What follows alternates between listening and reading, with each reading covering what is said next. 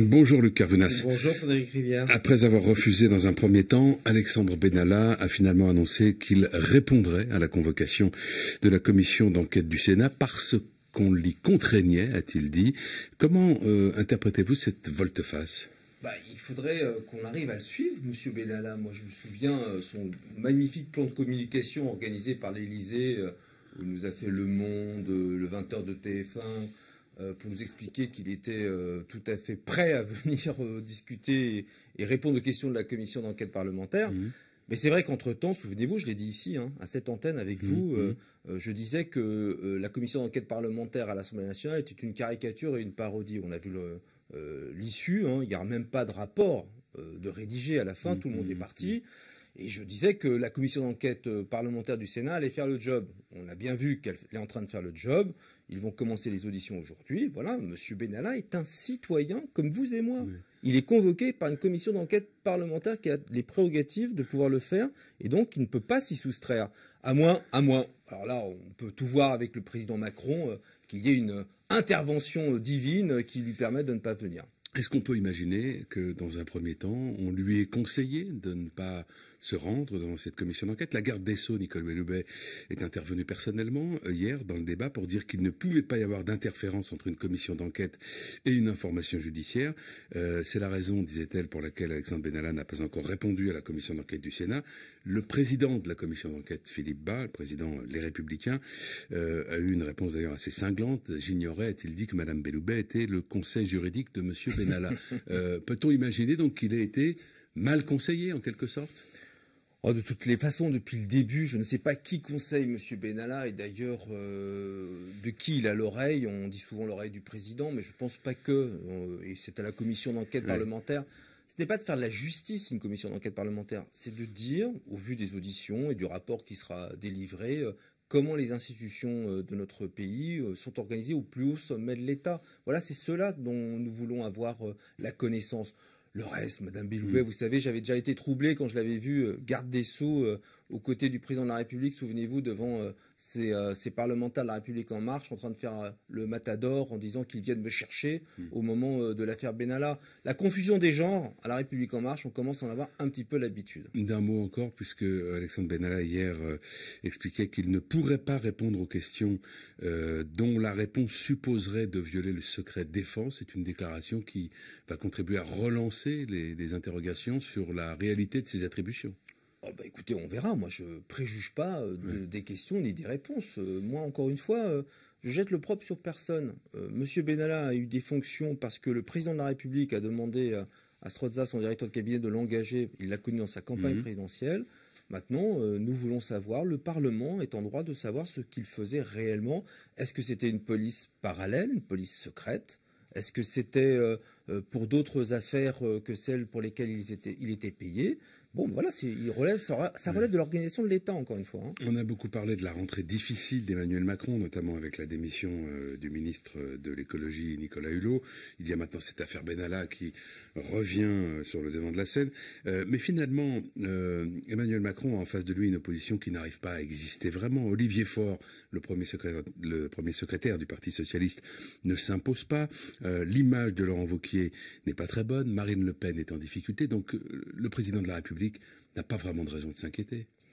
Vous savez, moi j'ai lu l'ouvrage d'un de vos confrères, j'ai lu beaucoup d'ouvrages pendant l'été, mais notamment de l'un de vos confrères sur Emmanuel Macron qui disait, en parlant de la gauche reviendra quand je l'aurai décidé.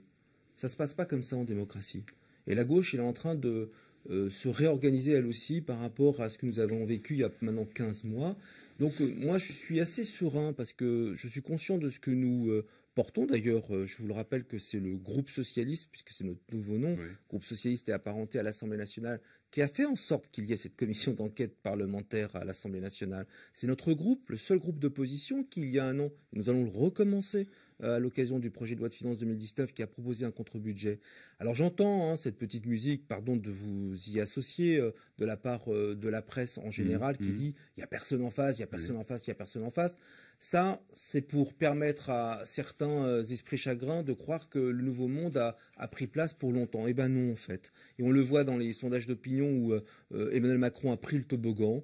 Moi, je suis dans cette gauche française pour faire des propositions concrètes. C'est ce que nous allons faire notamment dans les élections européennes pour redonner un peu de chair, vous savez, à ce qu'est la grande idée européenne. Vous avez une idée de qui pourrait conduire la liste socialiste aux européennes? Si je pouvais vous le dire, moi je vois surtout que beaucoup de noms sont donnés jour après jour, mois après mois, notamment des noms illustres pour l'histoire de ma famille politique et de la gauche en général. Je suis assez déçu de voir ces personnes ne pas avoir envie de mouiller la chemise, de venir nous aider.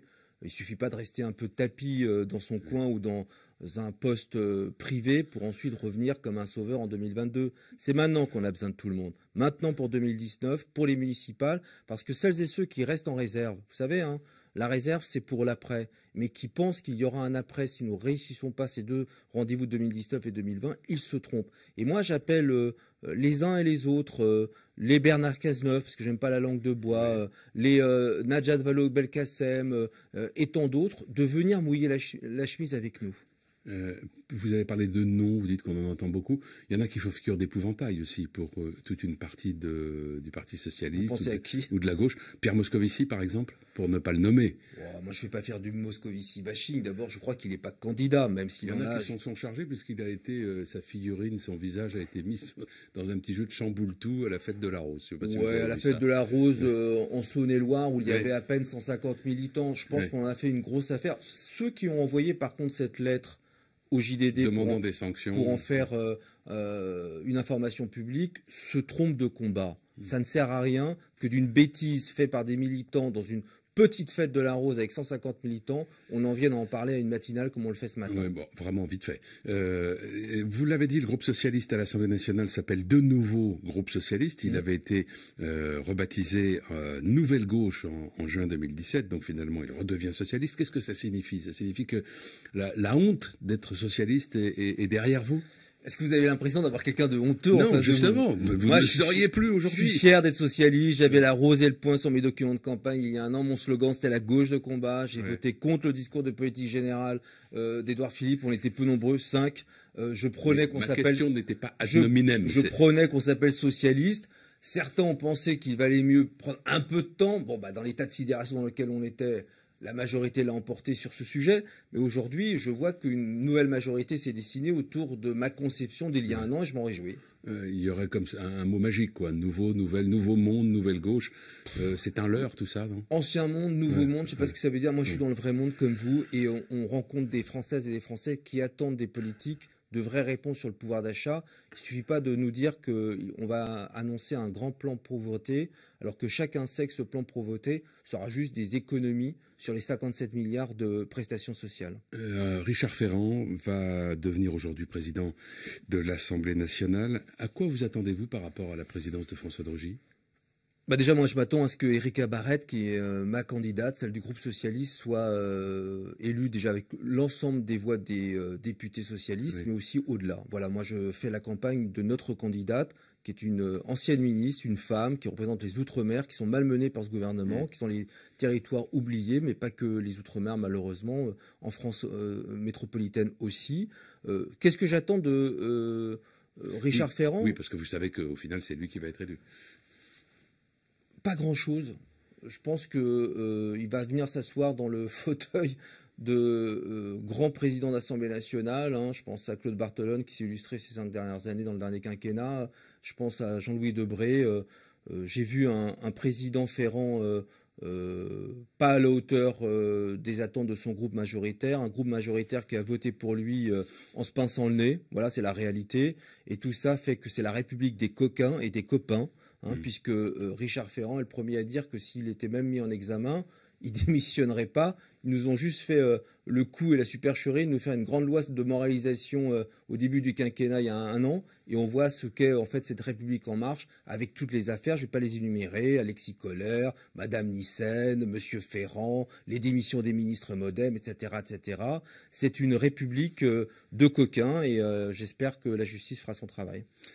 Merci Luc Carvounas. Bonne journée.